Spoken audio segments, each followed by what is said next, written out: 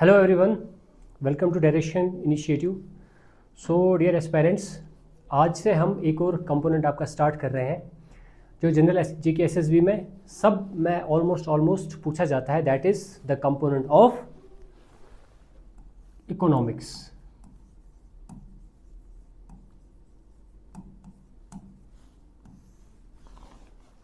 As far as economics is concerned, we can say that it is the most easy portion of the syllabus and also the most tricky portion of the syllabus also, because economics is a little bit technical in nature. इसमें कुछ concepts होते हैं जो समझने होते हैं जब तक आप वो सारी चीज़ें नहीं समझोगे, so it will be a little bit difficult to get the questions correct. So आज हम basic introduction of economics पढ़ेंगे आज की क्लास में। पहली चीज़ जो हम देखेंगे, we will see the etymology of the word economics. अगर हम इसकी इटिमोलॉजी देखेंगे, etymology means the meaning of the word itself. So this word economics has been derived from a Greek word. It has been derived from a Greek word, and the word goes like this. First is oikos and the word nomos. ठीक है, सो दो word से derive हुआ है। First is oikos and then there is nomos. So the meaning of this oikos is household,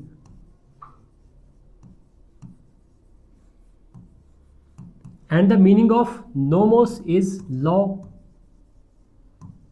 or custom. ठीक है, so if we see that in the word itself, it says that economics is the law or customs of the household. Okay, so if we take any household, अगर कोई भी household की example हम लेते हैं, so what is happening in this household is that first of all there is some source of revenue. कुछ revenue आ रहा है इस हाउस होल्ड को, may be multiple sources of revenue. Revenue हो सकता है for example salary of the जो हाउस होल्ड का सबसे बड़ा है उसकी सैलरी, या फिर देयर कैन बी वेजेस आ सकते हैं as a revenue to this household, या फिर कोई चीज़ अगर रेंट पे दी है तो रेंट आ सकता है, या फिर कोई बिजनेस अगर कर रहा है हाउस होल्ड का Elder, so that means profit of that business will come into the house hold. So that means revenue generation हो रहा है हाउस होल्ड में, that is income is coming from the a source और ए multiple sources. उसके बाद house hold क्या करता है, हाउस होल्ड में होते हैं कुछ एक्सपेंडिचर।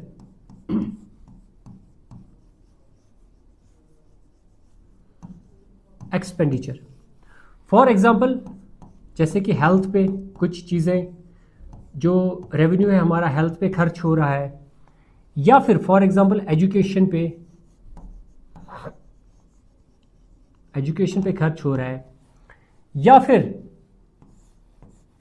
किसी स्किल डेवलपमेंट पे खर्च हो रहा है, या फिर फूड पे खर्च हो रहा है, या फिर क्लोथिंग पे खर्च हो रहा है, etcetera. So that means in सब चीज़ों पे क्या हो रहा है, एक्सपेंडिचर इस हाउस होल्ड में। तो एक्सपेंडिचर कहाँ से हो रहा है, रेवेन्यू से। जब कोई रेवेन्यू चीज़ आएगी, जब पैसा आएगा तभी तो एक्सपेंडिचर होगा।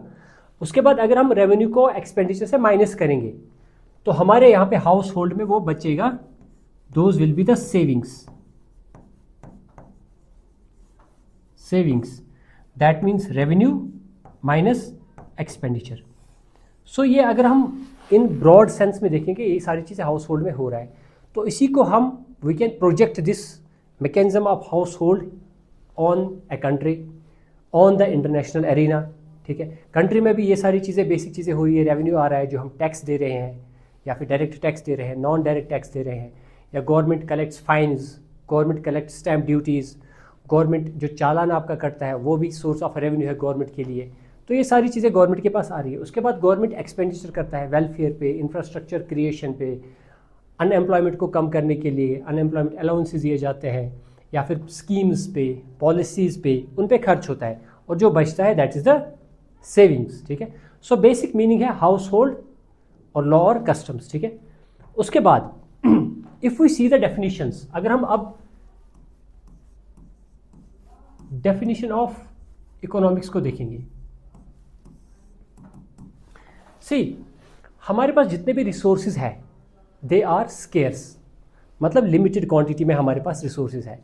रिसोर्सेज कोई भी ऐसी चीज़ होती है जिसको हम यूटिलाइज करते हैं फॉर प्रोडक्टिविटी या टू प्रोड्यूस एनी गुड्स और एनी सर्विसेज। जैसे फॉर एग्जांपल अगर हम रिसोर्स की एग्जांपल लेंगे, पहला हम ले सकते हैं कि जैसे कोल है, coal is a resource a country is having, या for example petroleum is a resource, water is a resource, land is a resource.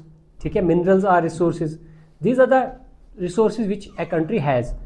पहली चीज़। दूसरी चीज़ अब रिसोर्सेज आर स्कार्स, तो पहली चीज़ हम देखेंगे कि जो भी हमारे पास रिसोर्सेज हैं दे आर स्कार्स और limited.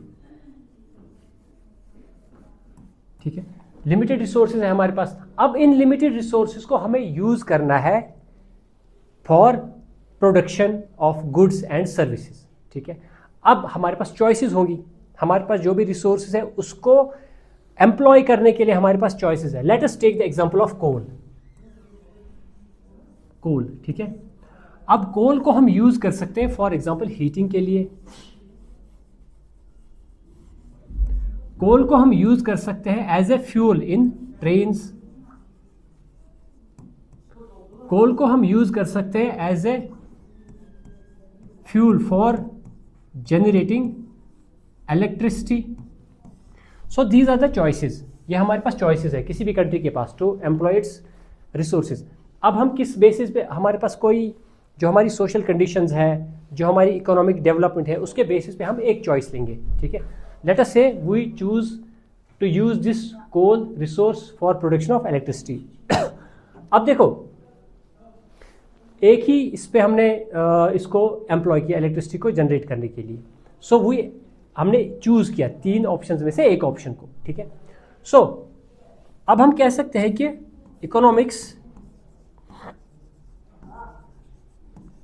is the study of employment of scarce resources,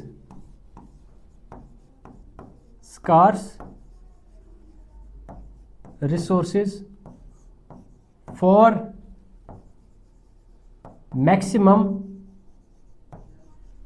benefit.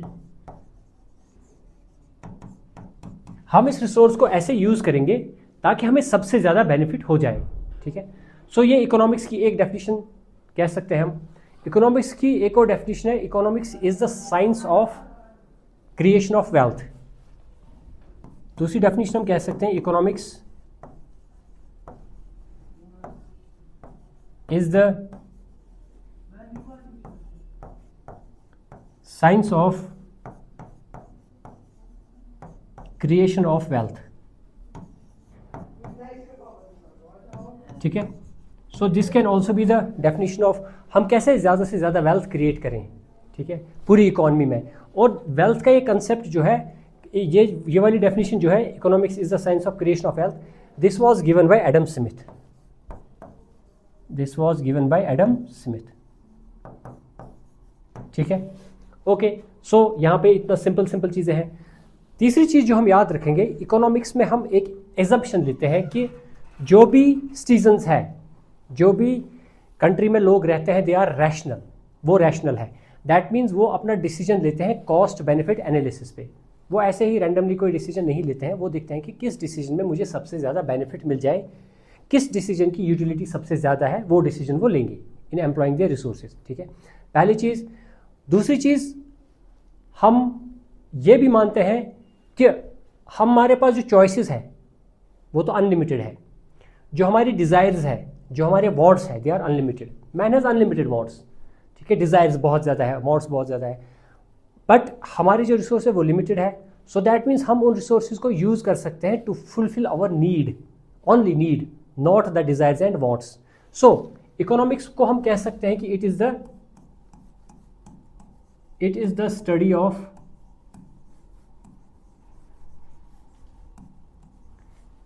needs and not wants or desires। ठीक है, आपके बहुत सारे डिजायर्स हो सकते हैं, आपके बहुत सारे वांट्स हो सकते हैं, but economy will not study all those things. Economy will only study what you truly need. आपकी बेसिक नीड्स क्या है, that will be studied under the ambit of economics.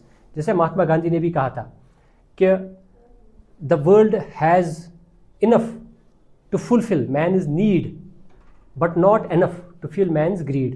अगर आप अपनी ग्रीड को फुलफिल करने की कोशिश करोगे, अपने डिजायर्स को फुलफिल करने की कोशिश करोगे, तो दुनिया के जितने भी रिसोर्सेज हैं वो भी कम पड़ जाएंगे। ठीक है, सो हम कह सकते हैं कि economics is the study of need and not wants and desires. इसी में एक और कंसेप्ट जो आता है उसको कहते हैं opportunity cost.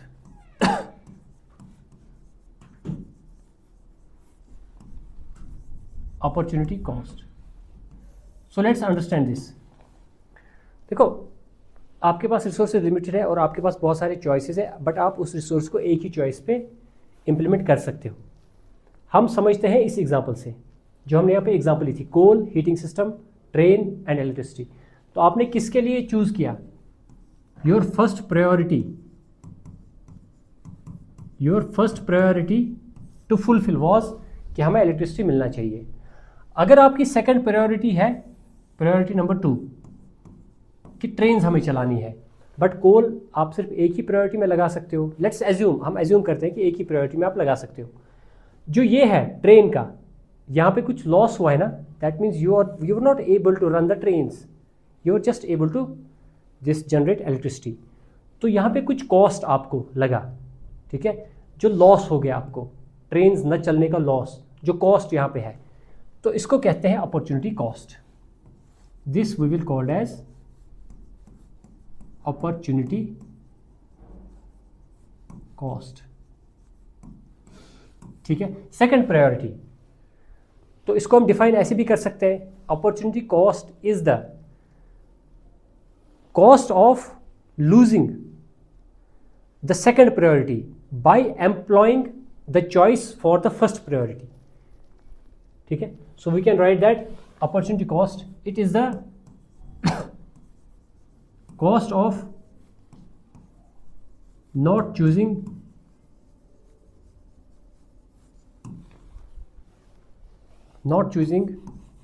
the second priority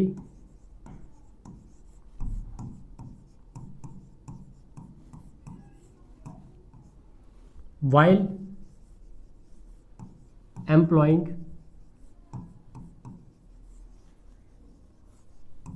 the first priority।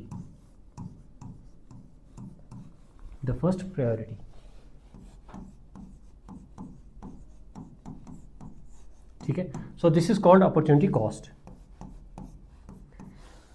तीसरी डेफिनेशन जो हम इकोनॉमी की लिख सकते हैं, we can say that economy is the study of production as well as distribution of goods and services. तो we can say that that means, yeah, we can write down economics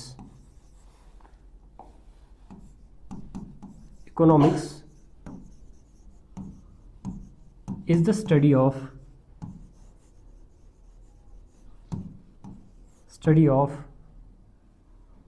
production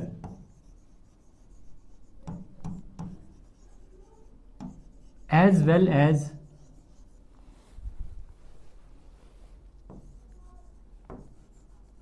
distribution of goods and services। ठीक है, so these are some of the concepts on the basis of which we can define the economics। so now अगर हम देखेंगे कि now let us see what was the origin of economics as a discipline, ये origin कहाँ से हुआ। सो origin of economics is credited to a Scottish philosopher. एक Scottish philosopher था,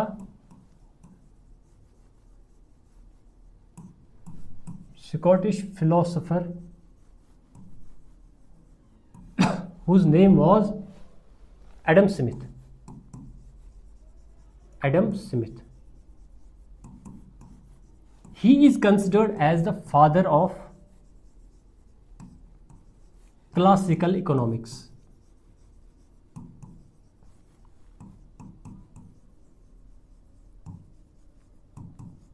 ठीक है, अब ओरिजिनेट कहां से हुआ?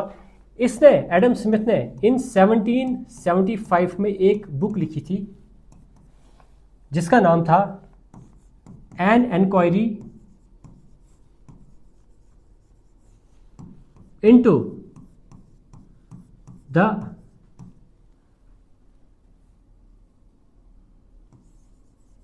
cause of wealth of nations.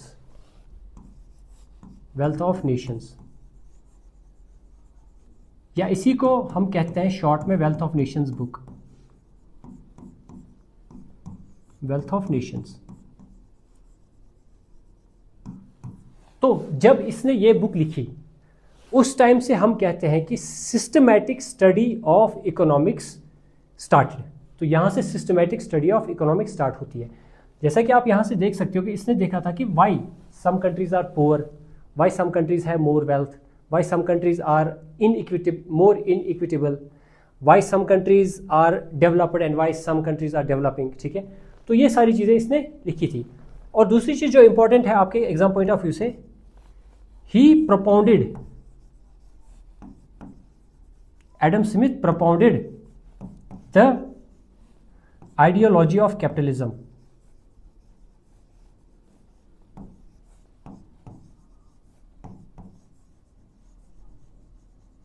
इसने प्रोपाउंड किया था ideology of capitalism and gave concept of invisible hand of market, invisible hand of market. Invisible hand of market को ही हम कहते हैं price mechanism. That is we can write in bracket, this is called price mechanism. ठीक है बेटा, आप ये याद रखोगे कि इसने कौन सा कंसेप्ट दिया था? कैपिटलिज्म का कंसेप्ट। और इसी ने invisible hand of the market का भी कंसेप्ट दिया था जिसको कहते हैं प्राइस मैकेनिज्म। ठीक है, so see let us understand what is invisible hand of the market. See for example, अगर यहां पे एक हमारे पास मार्केट है और यहां पे वेंडर ए है, कोई चीज ए बेच रहा है, बी कोई चीज बेच रहा है, सी कोई चीज बेच रहा है। फॉर एग्जांपल ये लोग बेच रहे हैं ऑरेंजेस। अगर क्वालिटी ऑफ ऑरेंजेस तीनों के पास सेम है, क्वालिटी सेम है, ठीक है, क्वालिटी में कोई डिफरेंस नहीं है, बट प्राइस में डिफरेंस है। अगर ये एक डजन ऑरेंज बेच रहा है 120 रुपए का, ये बेच रहा है फॉर एग्जांपल 100 रुपए का, ये बेच रहा है फॉर एग्जांपल 80 रुपीज़ का। ठीक है, अब यहाँ पे प्राइस डिफरेंस है मार्केट में, कोई महंगा बेच रहा है, कोई सस्ता बेच रहा है। तो इस केस में जब इनइक्वालिटी, इनइक्विलिब्रियम मार्केट में आएगा, इक्विलिब्रियम नहीं है, तो इस टाइम एक invisible hand of the market आएगा, इनविजिबल हैंड ऑफ मार्केट आएगा जो इसको इक्विलिब्रियम में लाएगा। वो कैसे? देखो, अब यहाँ पे सारे कस्टमर्स कहाँ पे जाएंगे? सी के पास, क्योंकि यहाँ पे सस्ता है। तो सी की डिमांड क्या होगी? बढ़ जाएगी। जब सी की डिमांड बढ़ेगी तो अब ये सोचेगा कि अगर मैं 80 रुपये में तो मेरी बहुत ज़्यादा डिमांड है, तो क्यों ना मैं अपनी प्राइस बढ़ाऊँ, 90 कर दूँ। ये अपनी प्राइस बढ़ाएगा। अब इसके पास बहुत कम कस्टमर जाएंगे क्योंकि ये बहुत महंगा बेच रहा है, तो ये अपनी प्राइस को कम करेगा। फॉर एग्जांपल इसने 100 कर दिया। अब इसके पास भी बहुत कम कस्टमर जाएंगे, फॉर एग्जांपल इसने सेम ही रखा, ₹100। ठीक है, अब यहाँ पे क्या होगा? फिर से देखो, यहाँ पे डिस्टॉर्शन है। अब सब लोग इसके पास जाएंगे फिर से, क्योंकि मार्केट में सबसे कम प्राइस यही दे रहा है, तो इसके पास डिमांड बढ़ेगी तो ये प्राइस भी बढ़ाएगा। ये प्राइस रखेगा ₹100। अब प्राइस क्या होगी, इक्विलिब्रियम, यहाँ पे और यहाँ पे सेम प्राइस होगी। तो इस प्राइस मैकेनिज्म को जो on the forces of demand and supply पे बेस्ड है, डिमांड एंड सप्लाई, जो forces on the basis of demand and supply पे बेस्ड है, इसी को कहते हैं invisible hand of the market. ठीक है, सो देखो यहाँ पे डिमांड ज़्यादा थी तो प्राइस भी बढ़ रहा है, यहाँ पे डिमांड कम थी तो यहाँ पे डिमांड कम थी तो प्राइस कम हो गया, मतलब सप्लाई ज़्यादा थी तो प्राइस कम हो गया। ठीक है, सो जैसे जैसे डिमांड बढ़ेगी प्राइस बढ़ेगी, जैसे जैसे सप्लाई बढ़ेगी प्राइस कम हो जाएगी। तो ये सब कहा था किसने, एडम स्मिथ ने कहा था कि वी शुड फॉलो कैपिटलिज्म को हमें फॉलो करना चाहिए, और वहाँ पे कभी भी अनइक्विलिब्रियम नहीं आएगा, क्योंकि invisible hand of the market will come into play. ठीक, so now one more thing, there are two things. Economy को हम दो पार्ट्स में डिवाइड करते हैं, माइक्रो एंड मैक्रो, या थर्ड भी होता है meso economics. Now what is the difference between these three? Let us understand. देखो, micro economics that means economics at play in units. ठीक है, मतलब हम इसमें एक यूनिट लेते हैं, छोटी सी एक चीज़ लेते हैं, जैसे फॉर एग्जांपल हाउस होल्ड लिया, household as a unit, या फिर एक कंपनी ली एज ए यूनिट, या एक छोटी सी दुकान ली, उसकी हम स्टडी करेंगे, तो वो आएगा माइक्रो इकोनॉमिक्स में, पहली चीज़। दूसरी चीज़ इसमें लेते हैं हम इंडिविजुअल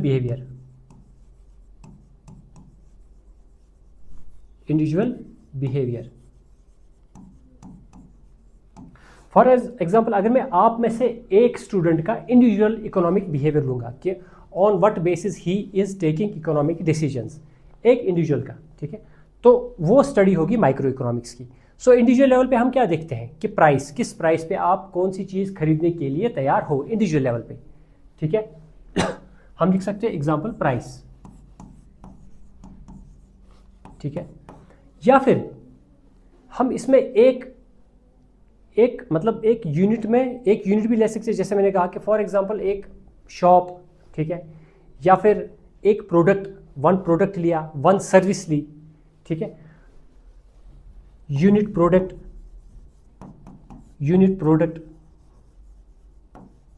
और यूनिट सर्विस। सो ये सारी चीजें these will come under the micro economics. अब मैक्रो इकोनॉमिक्स में हम लेते हैं इकोनॉमी एज होल,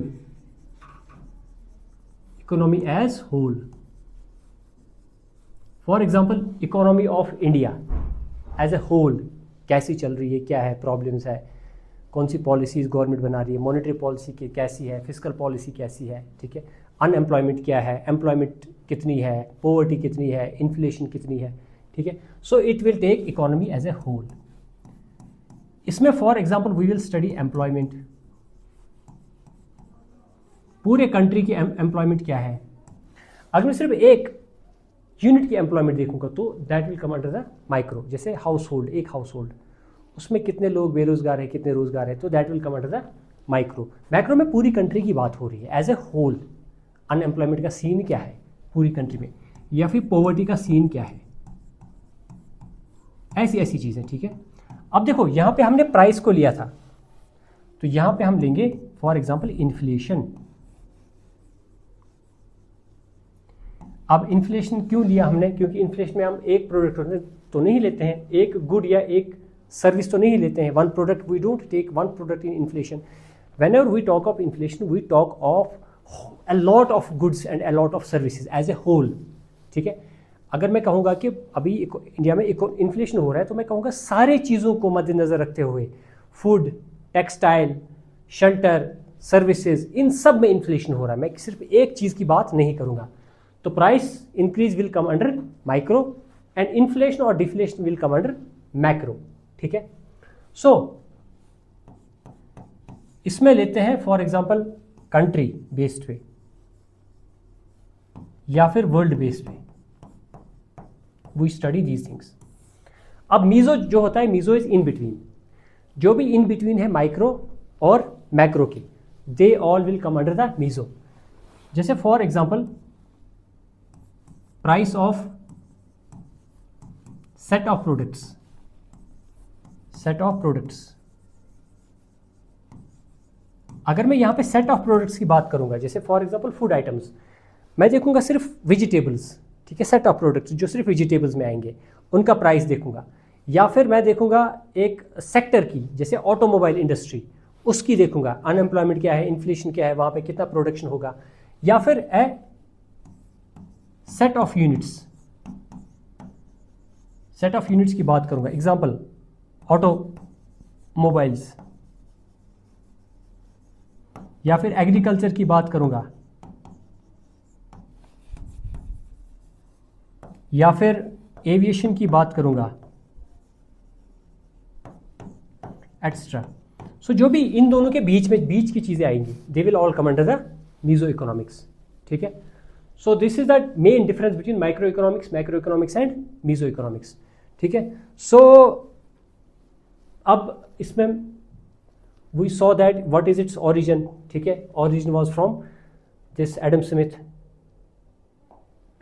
ठीक है। सो नाउ एक और इसमें इंपॉर्टेंट चीज है, what is the difference between economy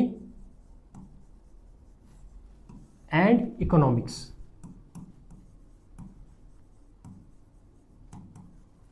हम क्या करते हैं ना, हमें कुछ फर्क ही नहीं पड़ता, हम डेली लाइफ में यूज करते रहते हैं, इकोनॉमी भी कहते हैं, इकोनॉमिक्स भी कहते हैं, but there is a specific difference between the use of these two terms. अगर हम इकोनॉमिक्स की बात करेंगे पहले, तो economics it is the study of theoretical part, theoretical part of economics.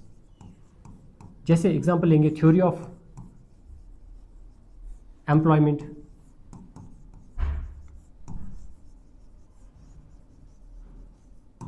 और theory of for example poverty, extra. तो यहां पे थ्योरेटिकल पार्ट को हम स्टडी करेंगे, उसकी प्रैक्टिकल एप्लीकेशन हो या ना हो। अगर थ्योरी की बात हम करते हैं, तो थ्योरी में हम बहुत सारे एजम्पशंस लेते हैं, जैसे कि आप लोगों को पता होगा, हम एज्यूम करते हैं कि ये चीज़ें कांस्टेंट रहेंगी, उसके बाद उन एजम्पशंस के बेसिस पे हम एक थ्योरी देते हैं कि हमारी इकॉनमी ऐसे चलनी चाहिए और यहाँ पे ऐसे कंडीशंस है तो ऐसे आउटपुट्स आनी चाहिए। So that means economics is based on the assumptions, is based on assumptions.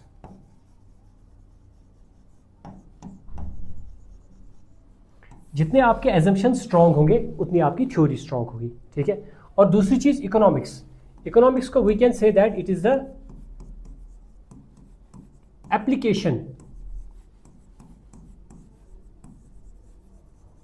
Application part of economics. जो यहां पे हमने थ्योरीज दी, और जितनी थ्योरीज अप्लाई हो रही है exactly in the ground, on the ground पे जो चीजें अप्लाई हो रही है, जो चीज सच साबित हो रही है, they will come under the economy. और दूसरी चीज, इट इज रिलेटेड टू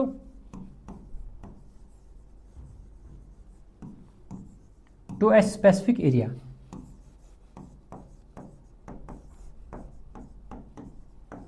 एक एरिया की हम बात करेंगे, जैसे इंडियन इकोनॉमी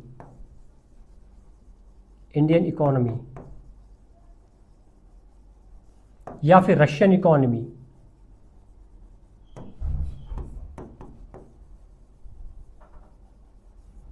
ठीक है। सो एक स्पेसिफिक एरिया की बात करेंगे यहां पे, और यहां पे क्या होगा, यहां पे जनरली हम जैसे इकोनॉमिक थ्योरी देते हैं, तो economic theory will not apply only to India, economic theories application will be pan world, पूरे वर्ल्ड पे उसकी एप्लीकेशन होगी। बट यहाँ पे एक स्पेसिफिक रीजन की हम बात करेंगे, जैसे economy of a house hold, economy of A city, economy of an institute, ठीक है। तो एक स्पेसिफाई हमने किया इसको, इकोनॉमी को। So these are the two main difference between economics and economy. So this was an introductory lecture, this was the basics of the economics, and we will continue it in the next class. So I hope you will be punctual in the economy lectures. Thank you very much.